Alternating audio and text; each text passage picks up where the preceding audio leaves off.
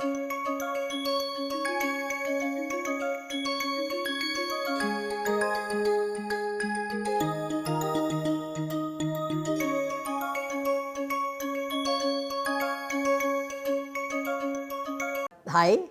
we are in the new product development module, and in the last lesson we spoke of concept and how did we break up the concept into underlying benefits and then underlying features. We now are beginning to build our product, and forgive me for this lesson. I will use more tech examples than biscuits and so on, which I otherwise use. I like to use FMCG, they are called FMCG, fast moving consumer goods. I like to use examples about food, about shampoo and things like that, because all of us can relate to that. But this particular lesson, which is about the stages of building a product, I am going to use tech examples of technical products, but everything that you will understand for you to understand what is it that a product goes through in its cycle of creation or in its cycle of development. The first, I want to start itself by saying that there is a interlinkage between technology and consumer, and that comes through innovation. So, for example, if you see the horizontal axis of the table that I have, or of the chart or the infographic that I have, I will again go back to a soap kind of example. It is very easy to make a new variant in soap, meaning it used to smell like one flower and now it is going to smell like another flower, or it is going to smell like a third one. I do not know if people want their soaps to smell like fruits, maybe they do, maybe they do not. People like their soaps to smell of spices, of the bark of a tree, do not know. So, those are called variants, where the effort is less. The effort is really about fragrance. The perfume in the soap is not flower A, let us say rose, but becomes flower B, which let us say is jasmine or jacaranda or something. So, that is called a variant. It is a very low effort as far as technology or innovation is concerned. If you want to improve the soap, then you need some active, you need some chemical, or you need some ingredient, and it could be a enzyme, it could be an emulsifier, it could be a surfactant, many such words that none of us need to know at this point of time. But all we need to know is there is a difference in the functional behavior of that product. So, it is no longer just to do with something that smells different, but it is to do with a functional delivery. Maybe it lathers better, maybe it rinses off better, maybe I need to use less soap rather than the more soap that I was using, but it has a functional difference, and that is an improvement. A new benefit is a completely new benefit, which is, let us say, a soap that gives you glow, a soap that leaves long lasting fragrance, etc., which is a new benefit not offered by the regular category. And for me, a new core benefit here from a soap sabun point of view would be, let us say, a body wash. It is a completely new format. And what I want you to see is on the vertical axis, which is the innovation axis. It goes from base, which is almost no new innovation, to incremental innovation, to next generation, to absolutely radical innovation. So, this is the relationship. As the benefit to consumer gets from regular to path breaking, the need for innovation also goes from regular to earth shattering or radical. There is a word that I use borrowed from someone I have heard, is that innovation is equal to invention plus adoption. Invention is what happens in labs, in R&D facilities, in tinkering places, in garages, on GitHubs, on things where people get together and invent. And the good thing about inventors is they do not care about why they are inventing. They are mostly inventing because they like inventing. Why do children get together in parents' garages and open out a radio and see if they can put it together, or they take out the phone and see if they can put it together? Because in their mind they are curious people and they want to invent. They want to put A, B, C together and see what it comes up with. They are not even thinking about what is the merit or what is the value of A, B, C and D coming together. Yeah? And therefore, a scientist or a researcher has to come together with a business person such that innovation will happen, and innovation is equal to that invention plus adoption. Adoption means a customer adopts it, a group of customers adopt it.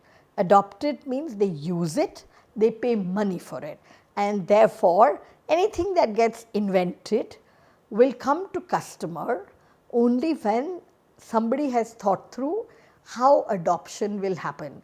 There is any number of products across the world which have been invented, but they never found a good use case. They did not find a customer needing them, they did not find a customer that found value for them, and so they stayed as inventions and they never became innovations.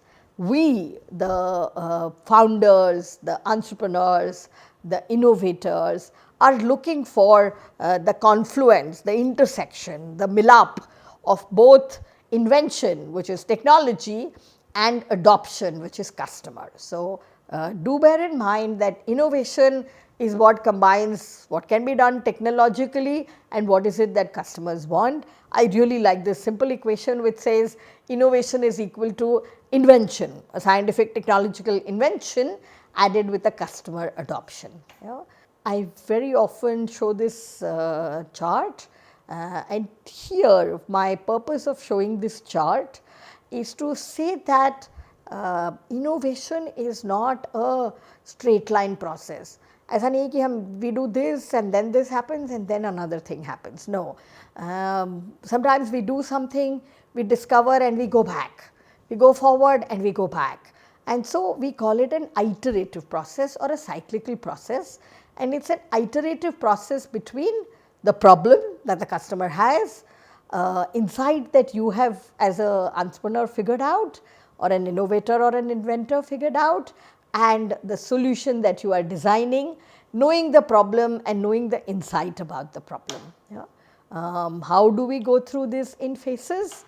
So, we are now starting the product development process with all the theory that we have understood this far about invention, innovation, customer value, customer concept, customer proposition written as a concept, broken down into benefits and then broken down into features. So, the product development cycle or the product development process has four phases, and as I told you at the start of this lesson, I am going to use a tech example or use technical, not words, I am not a big fan of technical words, but I will use examples which are more from the tech space than from, let us say, a consumer goods space. So, the first step in the process of developing a product is called a POC, it is called a proof of concept, the smallest circle closest to the 0 on this graph. It can be done in a few days. The next is called prototype, and many of you are familiar with these words, but I want you to understand the differences and the similarities. So, I am going to literally spend 3-4 minutes on each of these words, because we use them in common language and we need to understand some of this a little more technically than just common language. The second step is prototype, it takes a few weeks say to build. The third is called MVP, which is minimum viable product. It is a very important term in startup behavior. Big companies may not necessarily do MVP, which is minimum viable product, but without MVP a startup's life is very, very difficult. I am going to say almost impossible. So, it takes months to build an MVP. and it might take years, a year or a year and a half or maybe 2 years to build the manufacturing product or the production product. And so, without further ado, I am going to go and explain each one of these to you. What is a proof of concept? And so, the input, what is the starting point for a POC is an idea, an idea, the concept or the prastav that we had. What does this phase of making a proof of concept do? It establishes that it can be done technologically. So, it establishes what is called technical feasibility. ये हो सकता है, इसकी अभी technology है. It is not like a technology which is about time travel say or about teleportation. Those are beyond the realms of current technology, may not be future technology, but current technology. So, those are not technologically feasible at this point of time, but a POC establishes that the idea that we have in mind, that requisite technology exists. The typical time needed, like I said, was only a few days. And what do we do in this phase? In this phase, we do research, we do some tinkering in a lab, and we do a lot of thinking. I am going to now describe one which was a student team's idea. They wanted to make shoes. They wanted to make shoes which had an embedded, means it was in the shoe, disc, round disc which had piezoelectric effect on it. The word piezoelectric means that kinetic energy can be converted into electrical or stored energy. So, when you walk on a piezoelectric disc, it generates some energy, and if that energy can be stored, then it can be used for something else. So, what was their idea? Their idea was people are walking all the time. If we put that disc kind of thing inside the shoe, every time people are walking, they generate electricity and maybe they generate energy, and maybe that energy can be used for powering, charging a phone or charging a pair of earphones or something like that. And for that, the POC was just reading, because in research it has been established beyond any doubt that kinetic movement can be converted into another energy form which can be stored. So, we did not need to do this ourselves. We could have a POC for this, could have had just one disc which is made of that piezoelectric material. It has some wires attached to it. The wires go into a storage unit, electrical storage unit, and by moving that disc around or stamping that disc like it were a shoe, we are able to see that that electricity is generated. Yeah? So, that is a proof of concept. It looks nothing like a shoe because there is no shoe. It just has the piezoelectric disc, it has some wires in it, and it is attached to something which just is attached to a meter which shows that electrical energy was generated. Yeah? So, that is proof of concept for this idea called, let me call this idea, actually it is not my idea, it is a student idea called piezoelectric shoe. Okay. From here, so what did we establish in this process of POC? We established that technically, technologically this idea is feasible, which means it can be done. So, that is called a proof of concept. What is the next stage? The next stage is a prototype. A prototype starts with the POC. It can start from the idea itself. You do not need to do POC if there is enough data already available that this is technologically feasible. We do not need to do a POC at all. What is the work needed in the phase of prototyping? The work that is needed is to demonstrate or to establish how the product could work. And what was our product? Our product was a shoe which had a piezoelectric disc, and we called it a piezoelectric shoe. Yeah? How much time is needed? Maybe weeks, maybe 1 week. And what did we do here? We took a regular shoe, we cut out a hole in the sole, fitted the piezoelectric, put some kind of material on top of it, and person was asked to wear that shoe, and walk around. It had, of course, it also had a battery pack which was fitted again into the sole to figure if the electrical impulses were traveling and were getting stored. So, here we built a physical prototype. So, this is called a physical prototype in case of a physical product. In the case of a digital product like an app or a portal or a website, the prototype is called an alpha product or a beta product, and many of you may actually have been testers for beta testers for some software or some app or the other, not even an app, it could be a version of an app or the other. So, here is prototyping, and what does prototyping do? It gets into more usability. So, here my product started looking like a shoe. It was no longer just wires and a disc, it started looking like a shoe, and so we could check for usability, which is functionality. We could also check for desirability. We could show it to users, we could show it to people who did a lot of walking and ask them if they would be interested in a product like this or not.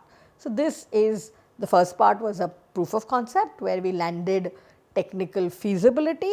The second is a prototype, and we call it a working prototype, meaning कि उसकी functionality है, it can do what it says it will do, and it also has some appeal, it has some desirability in the customer or user's eyes and minds.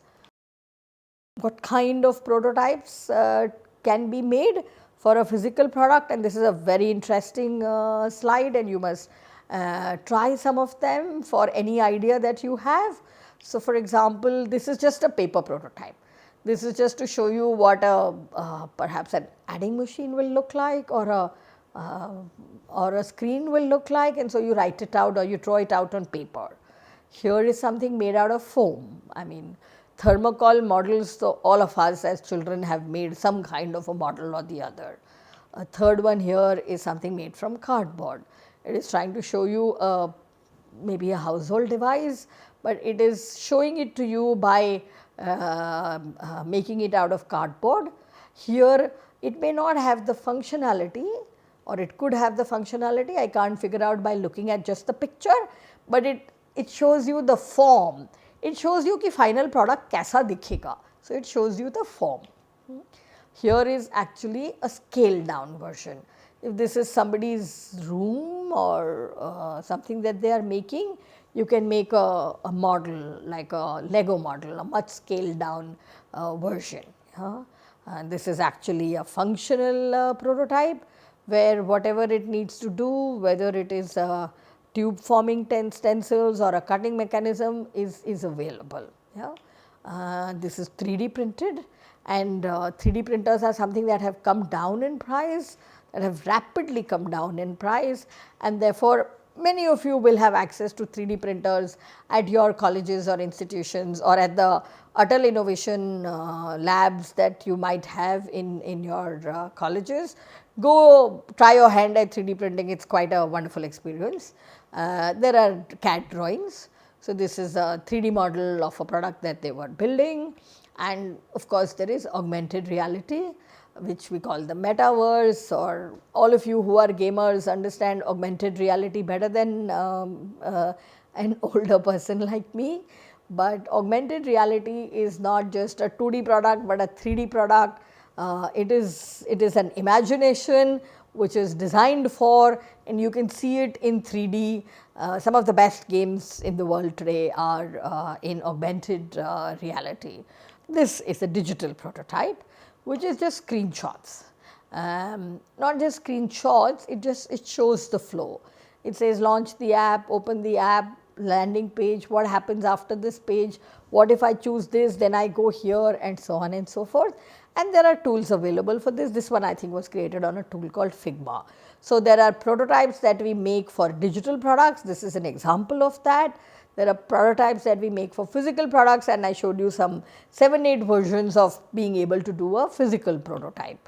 The next level in the new product development is called a MVP, which is a minimum viable product, and this is a very big milestone for a startup.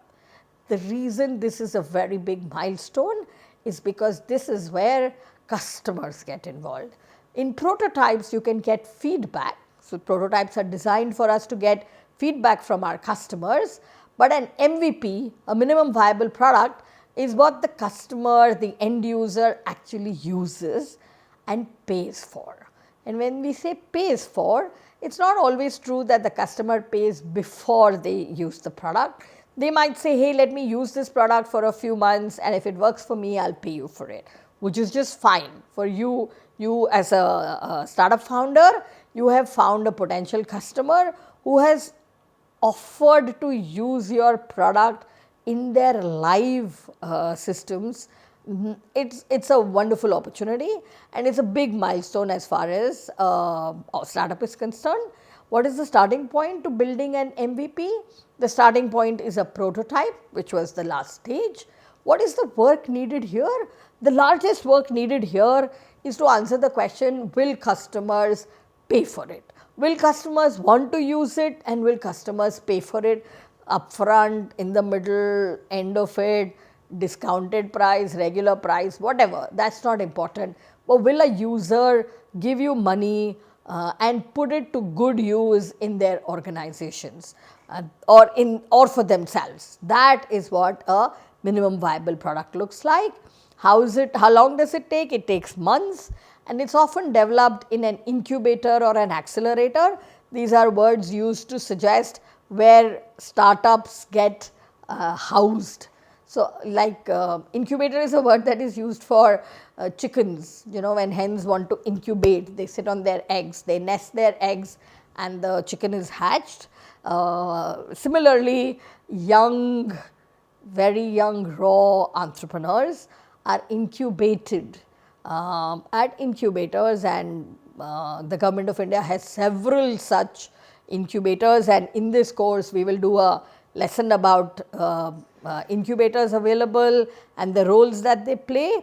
But for this purpose, let me say that between a prototype which has been designed in a lab and an MVP that is being created, a very important ecosystem element is the incubator, where the startup could be given a space, could be given some grants, could be given prototyping resources, could be given mentors, could be given networks, and the end point of this is both the technical side and the business side.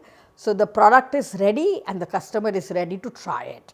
So, here I am going to say that the MVP stage closes when there is a customer trial or a customer purchase that happens. I will repeat for the nth time that a minimum viable product or an MVP is a huge milestone, is a big milestone in the journey of a startup. There is some words of wisdom. Eric Rice said that minimum viable product is a version of a new product which allows a startup team to collect the maximum amount of information with the minimum amount of effort. So, this is always at MVP, you are still gathering feedback, you are still gathering input, you are still going to make your product better than it is, but this is minimum, this is the minimum viable product. I have a colleague in our school at IIT Bombay, and he says that MVP is the scrappiest version of the product that your customers can use. Scrappiest meaning literally like put together, jugaad is the scrappiest version, and that is what Professor Milind Kopikare uses as the definition for a minimum viable product. So, here is just a very quick reference of what a POC could look like. A prototype is typically much larger in scale than the final product. It can also be a miniature, but very often in a prototype we just want to check the functionality. So, we do not necessarily bother about getting into the dimensions that we need to get it to, and a minimum viable product is as close to the finished product as can be imagined. So, the 4 stages in the new product development cycle are: from an idea you go to a POC, which is a proof of concept, where you understand technical feasibility, that is stage 1. The second stage is prototype, where you get both functionality, which is whether it is working or not, and desirability, is it appealing or not. So, both characteristics are important in a prototype. It should appeal to the customer and it should be functional which means it should deliver what it set out to do. The third stage is the MVP, which is the minimum viable product. Here there is not just functionality and desirability, but actually a customer tries your product. So, that is the third stage, which is a minimum viable product. We get feedback at every one of these stages. The feedback that we get for the MVP is built into making a production product or what is called a manufacturing product or a big batch run. So, it is not a single product being made at a time, but like an automated assembly line, a large batch processing. This is the new product development phases, and like I said, it was useful for me to use a tech product without specifically naming the product, but where there is a proof of concept that happens, followed by a prototype, followed by an MVP, minimum viable product, followed by a batch size and automated manufacturing or production run. We will continue discussing how to design a new product in the next lesson. Thank you.